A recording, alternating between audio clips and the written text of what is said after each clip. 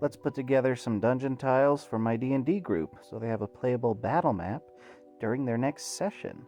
This is a bunch of city tiles because they are in the city, and the dragon attack that's been teased for quite a while is finally happening. I think we're nearing 40-something sessions, and they're finally getting one of the Ds out of the D&D and Dungeons and Dragons. They've had plenty of the first Ds, and now they're getting the other D. I need someone to write me better lines and explanations for my videos. Anyway, I'm using Warlock tiles that are put together to make the city streets and whatnot. I've got these wooden busted down houses. I think that's from TTCombat, something like that.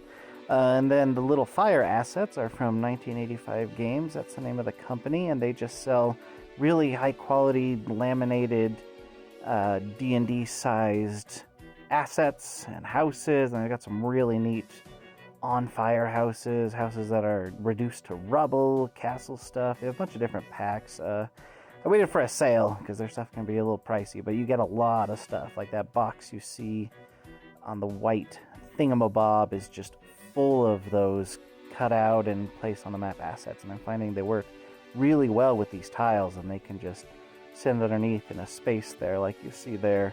And then they go even better when I put these busted down houses on top. They add some good color and depth. Those are great. Honestly, I got the flat paper tiles from 1985, and they were my first sort of dungeon battle assets. But then pretty much immediately after, I got the Warlock tiles, which are more 3D and universal. So I didn't really use the paper assets until I remember that they have the fire versions. With this being a dragon attack, it makes sense to have this to show the burning buildings, the rubble from the dragon causing the trauma and damage. However, my players are going to realize the dragon didn't set these buildings on fire, and they're going to unfortunately see what kind of horrifying breath attack it has, because it's not fire.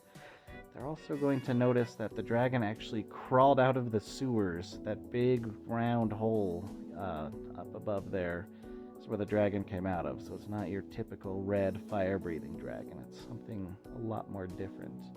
But one of my players has basically been prophesied to become a killer of dragons and end terrible dragon attacks on this world. So he's got a magic item that's going to give him some cool powers.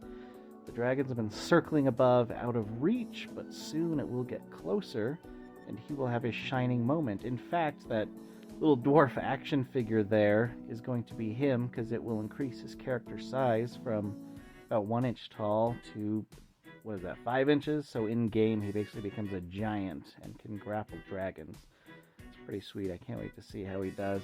However, currently, they are at the scene where all this bad stuff is happening, and now bad, evil mushroom monsters are crawling out of the sewer hole, and they're going to have to fight them.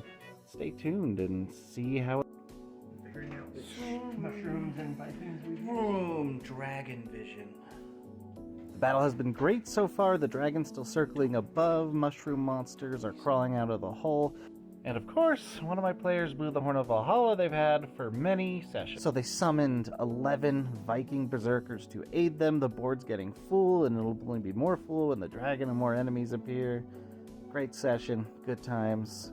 Love D&D, love making these little things for them. Thanks for watching.